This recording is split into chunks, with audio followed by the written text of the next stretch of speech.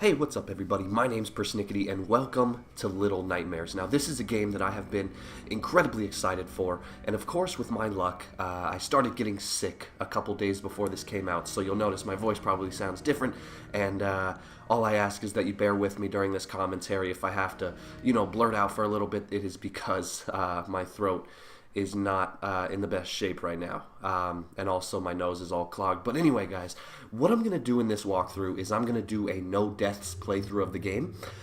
What I want to do is just show you the game from start to finish, and then I'm going to look into what is called the hard to the core trophy. I still don't know what you have to do to get that trophy, so I'm trying to figure it out, and while I figure that out, I'm just going to post the game as regular, but I'll try to make it a no deaths playthrough. So anyway, through chapter select, I'm going to go ahead and start a new game.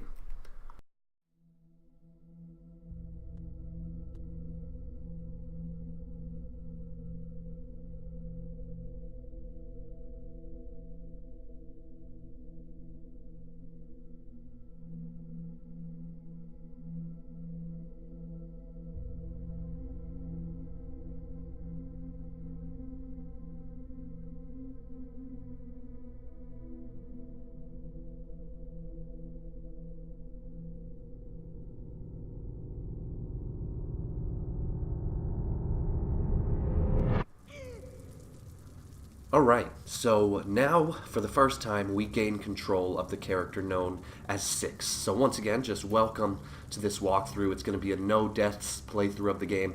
Now do keep in mind, I have already beaten the game, so I'm using chapter select instead of starting a brand new game. You can press circle or B to activate your lighter, and you'll notice how this lantern is already lit. For some reason that stays lit because I lit it in my initial playthrough, but if this is your first time playing, you will have to light that lantern yourself. Again, just press circle or B depending on what system you're playing, and Six will automatically light the lantern for you as long as you're standing next to it with the lighter activated. So yeah, like I said, I beat this game last night, the first night it was available. It's a pretty short game. Before I played, I looked online and all the reviews said it would take around 4 to 5 hours, and I think it ended up taking me about 3 to 4 on my initial playthrough. And this is really a great game, and it's a game that I encourage you to either get now, or I know a lot of people like to wait till games are on sale to play them. But it is a game that I encourage you to play for yourself. It's so eerie and creepy. Right here, I just want to point out, you'll see this little Asian porcelain figurine. If you pick it up and throw it, you'll notice that it makes a little musical noise. That's because that's actually one of the collectibles in the game. Now, I thought about doing a 100% playthrough, getting all the collectibles. So there's 3 types of collectibles. There are those porcelain figures, there are the lanterns, and there are the gnomes. So you'll see in a little bit there's these little like mushroom looking gnome people, and occasionally you can, usually they'll just run away from you, but occasionally you can actually find some and you can pick them up and hug them, and that is a form of a collectible. And you can keep track of that from the menu after you beat the game. When you can do chapter select, it will show you how many figurines you've broken and how many gnomes you've hugged, but for some reason it does not keep track of how many lights you've lit, so I'm not sure about, I don't know why that is the case. But anyway, open the refrigerator here, and you can actually just see a gnome run to the right, and you can actually chase that gnome down, run through a hole in the wall, and hug him for your very first, so you can see what that's like if you want to. But again, I thought about doing a 100% playthrough, but in all honesty, I am not a big fan of finding collectibles. I usually wait until somebody like PS4 Trophies or Power PYX puts out a collectible guide, and then I just, that's something that I enjoy to do on my own time. Because honestly, I'm just not that great at finding the collectibles. I usually don't have the patience to go searching around after I've missed one thing. So you'll notice a couple times I said you have to pick up items or things like that, or right here you'll see that I tear this board off the wall. The way I'm doing that is R2 on the PlayStation or right trigger on the Xbox. That's just something I'll do for this first video here, is I'll let you know the controls in case you're having a hard time figuring them out, because there's no real tutorial in the game. It kind of just throws you in and expects you to learn as you go, which I respect, but it was a bit annoying the first time I played it. You're going to want to dodge all those slugs there and then push this door down. Again, push by anything you can grab is done with R2 or right trigger. So there's various enemies in the game. There are those slugs. That's kind of like the common type of enemy, I guess. And then there are the demented beings. So for a bit of story background, we are in a place called the Maw. Now, I'm sure the game is supposed to have a deeper meaning, and I'm gonna, keep this walkthrough spoiler free, so I'm not gonna reveal anything except the generic details at first. But we're in a place called the Maw, and there are these demented-looking beings that are disgustingly misshapen, and you'll see in future walkthroughs. I don't want to give anything away, and honestly, I don't know if words can do it justice. Now, first little obstacle here, you're going to turn this crank and then run. You can sprint with square or X on the Xbox, and then slide under this door here with L2 or left trigger, and you should be fine. Now, I actually, the first time I played this game, I died right there because the door hit me, which I thought was a little unfair.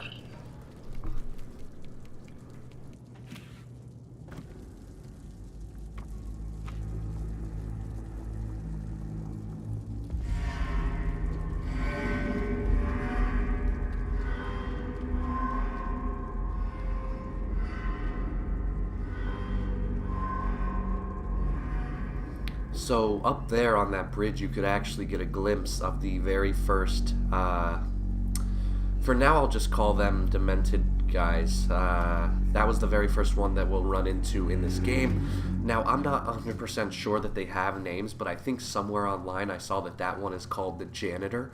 The one most people probably will know is the chef, because the chef was in, I think the chef was in the demo, and the chef was in all of the initial gameplay videos from like YouTubers that are allowed to get early access and everything like that. But I think, I'm not 100%, but I think that long-armed one is called the janitor. And he's probably, in my opinion, the most annoying part of this game. That's going to be, we'll see him in this video, but we really get to fighting him in the next video.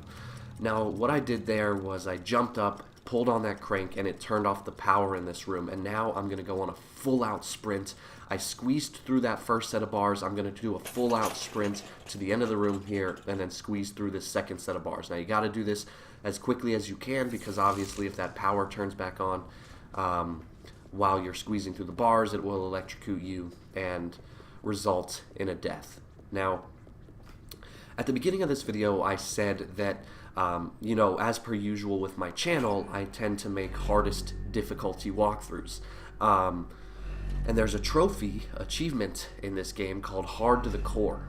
And I know for a fact that has something to do with, it's like a challenge. It's like beating the game in a certain amount of time, or don't have any deaths, but I cannot figure out yet. There's no sources online that are telling me what you actually have to do to get that achievement. So because this game is so great, I really wanted to get some content out right away. So what I decided to do is, right now I'm just going through the game from start to finish, and I'm going to do a no deaths walkthrough. And then hopefully by the time I'm done with this, I should have figured out what that trophy is, and then I can start my walkthrough, my hard to the core walkthrough, which is what I'm planning on calling it. So that should be fun. I actually have a couple achievement videos out right now, but there's not many achievements for this game, and most of them are either story or collectible related, so I probably won't be making videos for those.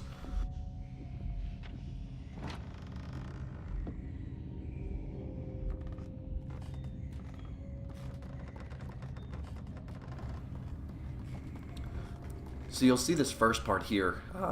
There's that like ridiculously creepy guy, and I just ran right past him. I let him wander off a bit. He's actually blind. He has bandages over his eyes, but he can hear you and he can smell you, which is something you'll really get a gist of in the next video.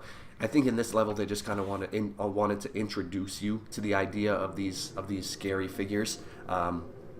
So he shouldn't serve as much of a threat in this initial level, but he will definitely be a lot tougher in the next level of the game. So I don't think I said it yet, but these levels actually do have names, which you can find in the trophies and achievements. You'll get one every time you beat a level. But this first level is called the prison, and then the next level will be called the lair, I believe. And the lair is where you really face off against that guy. Now, this is something you're going to have to do numerous times throughout the game. 6 will kind of bend over in hunger, what it looks like, and pain, and there's always going to be like a food supply nearby, so it's really more of a story thing. There's no real worry of like, uh-oh, I gotta find food or I'm gonna die. But you'll see if you go up to this gate here, this kind individual will throw you a piece of food, and then just go up to it, grab it, and that should satisfy your hunger for a bit. This typically happens once a level. I think later in the game it might happen twice in a level, I'm not sure, but the only annoying thing about it is that it slows you down quite a bit. So one thing is, I mentioned just a little while ago, the hard to the core achievement for this game. If you happen to know what it is you need to do to get that achievement, I definitely encourage you to let me know in the comments below, because I'd like to start my walkthrough for that as soon as possible, but obviously I can't if I don't know what it is I need to do, which can be kind of that's one thing that's really annoying for this game, is the trophies and achievements. The descriptions are very vague. They do not do a good job at all of telling you what it is you need to do to get said achievements or trophy, which can get a bit annoying. Now, one thing you're always going to want to look out for is these graded cages. So you'll see how there's like a lot of filing boxes here that I can't climb, but the cages are graded, and I can climb those easily. Those are pretty much the only thing that 6 can really climb. So right here our objective is down below. You saw that there was another fence we need to squeeze through, but it was electrified, so we got to find a way to turn off the power, and that's when you're going to go up here. This game has a lot of similarities to, it reminds me a lot of Limbo, you know, Limbo and Unravel, I guess. I haven't played the sequel Inside yet, but I'd imagine it's probably pretty similar. It reminds me of Unravel and Limbo because it's like the same general mechanics. It's more or less a 2D puzzle platformer. You can see that 6 can obviously move up and down as well, so it is in fact 3-dimensional, but it still has that kind of 2-dimensional vibe. Real quick, turn the lever the opposite way, get a running start, and then make that big jump across the gap, and you should clear it no problem. That's a point where it could be easy to die right there. But yeah, this game reminds me of Unravel and Inside because it's the same basic game structure and mechanics, but then kind of like environment-wise, it's definitely more like Inside. You know, it's creepy. The mall is kind of like this weird purgatory-ish setting, and of course we're playing as 6, which is 6 is like a little girl. So in Inside, I think you play as, or not Inside, Limbo, you play as the little boy. So in either case, you're playing as like a little child, which does in fact kind of change the outlook of the game, I think, when you're playing it. But yeah, so I beat this game last night, and I have pretty much nothing but good things to say about it. I feel like the pace is incredibly solid. Like, I never once felt like the game was dragging on. It's a relatively short game. I felt like it was a pretty good length. Maybe it could have been a little longer, but it didn't have to be. The puzzles were good. You know, the puzzles made you think a bit, but none of them were overly difficult. There was really only one part which I got incredibly frustrated with, and that will be in the next video, and I'll show you that. But that happened when I was dealing with the janitor, the big guy with the really long arms. But other than that, only positive things to say about this game. I definitely encourage you to pick it up if you can. And we're getting pretty close, I think, to the end of the video here. So we turn off the power, run through the shower here. Of course, just dodge the slugs as usual. Now, when you start running across this bridge, the bridge is going to activate, and or not this one. Whoops, I think it's the next one. I'm getting my bridges mixed up. So you'll see what I mean when we get to that point. There's going to be another light. I don't know what you want to call it, light eye here. So we ran into this earlier, but I was I was discussing something else, so I forgot to jump to what this is. But of course, I mean, think of it just like the Eye of Sauron. You know, it's casting its vision over the land, and you gotta dodge it. So just pretend you're Frodo, and you should get through this no problem.